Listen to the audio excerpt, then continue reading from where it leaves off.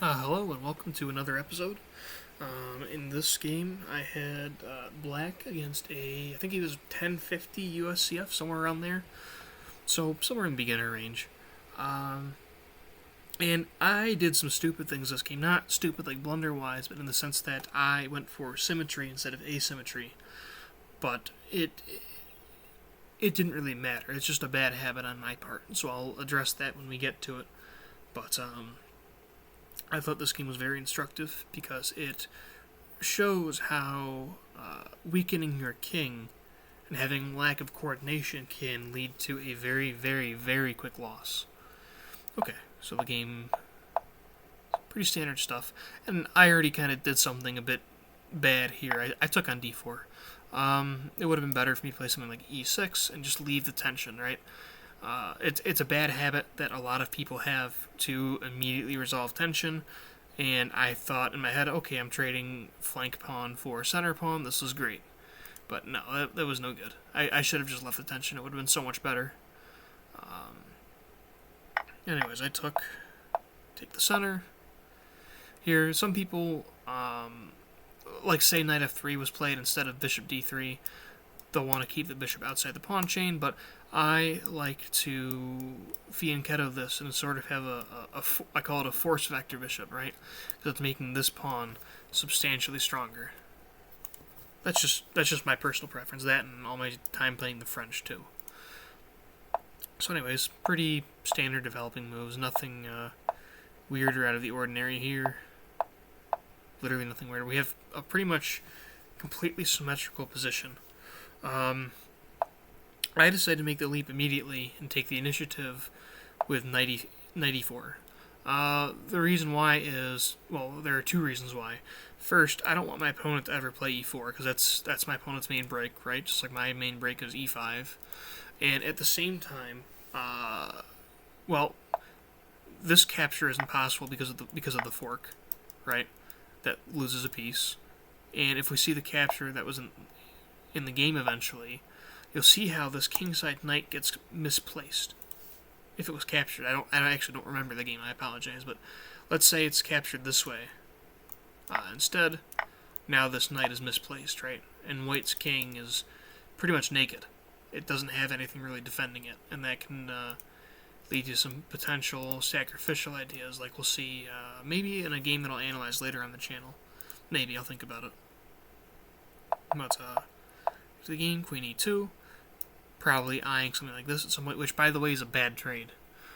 Why is it a bad trade? My pawns are on light squares, his pawns are on dark squares, so his light square bishop is much better than mine. That would not be a good trade. But I move this knight in, maybe to move it to f6 or play f5 and then knight f6, just to get my piece developed into the game.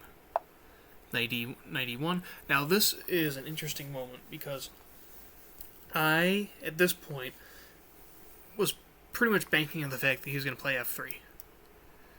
Alright, so I played something slightly quote-unquote inaccurate, but I was expecting f3, and he did play f3.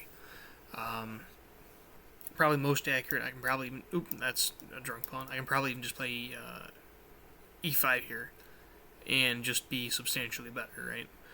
But I played f5 because I was expecting f3. And at this point, I'll pause your video if you want. White or black to play and win.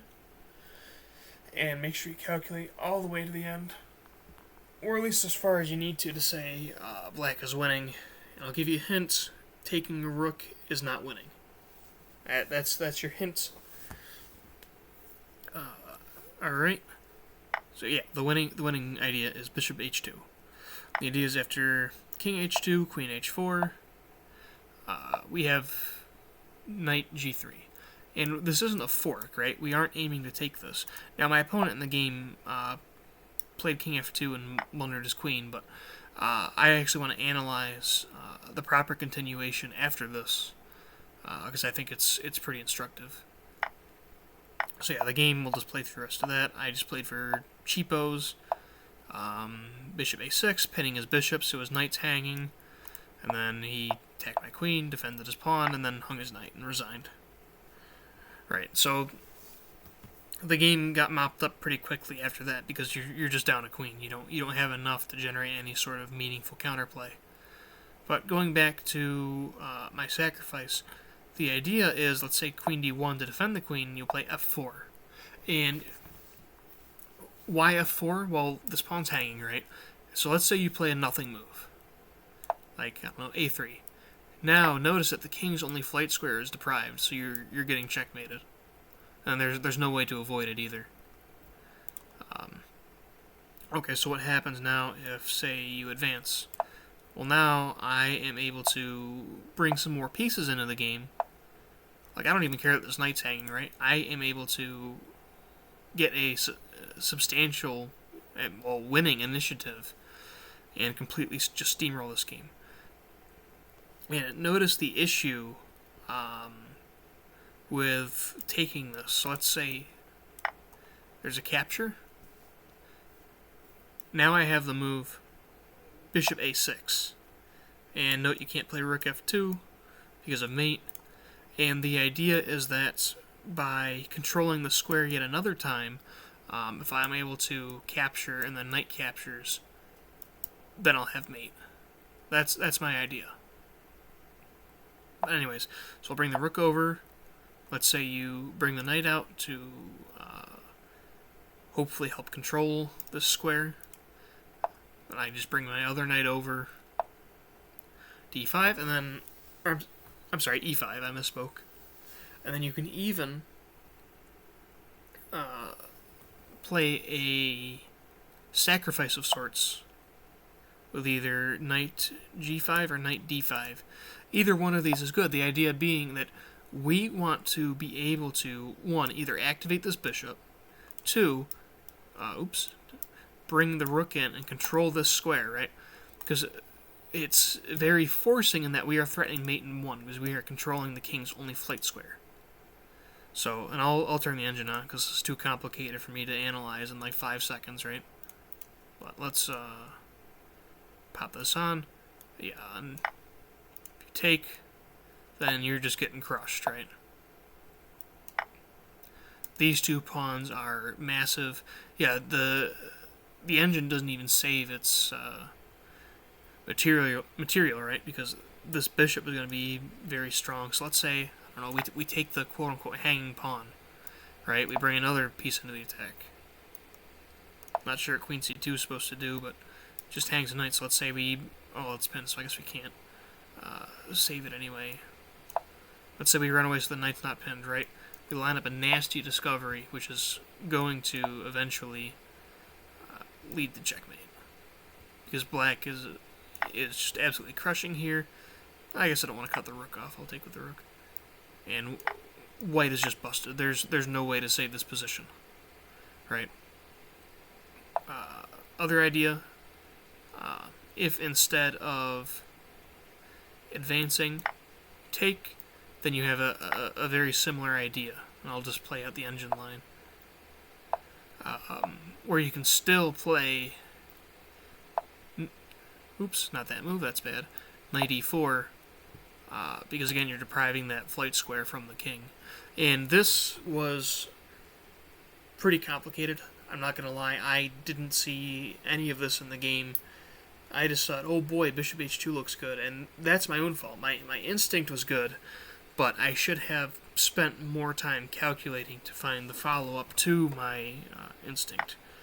Right, because this is just, it's not blunder mate. Let's say you play someone else. That's a similar idea to what I was talking about. And then you just, again, you bring more pieces into the attack, and this is just hopelessly lost. And note that if this pawn is ever captured, it's mate. I had to use the engine for that one a little more than I usually do, just because the position was too complex for me to be able to analyze and then retain all the information to walk through the game. I generally advise against analyzing with an engine, but I think this qualifies as an exception just because the position itself is so complicated. But yeah, I hope that was an instructive game, showing how weakening your king, or as I call stripping it naked, right? Because we got rid of that knight on f3, and then these two squares were weakened because f3 was played, and you saw how White's position very quickly fell apart. As per usual, please remember to like and subscribe. If you have any questions, leave them down in the comments below and I'll ask. If you're curious about the average setup on loss or whatever, that's what I had. Right, it was pretty straightforward after a point. I'm not sure why that's bugging out here. Normally it shows the whole thing, but now it's only showing like 8 moves. But whatever. Alright. Well, that's all, and I'm out.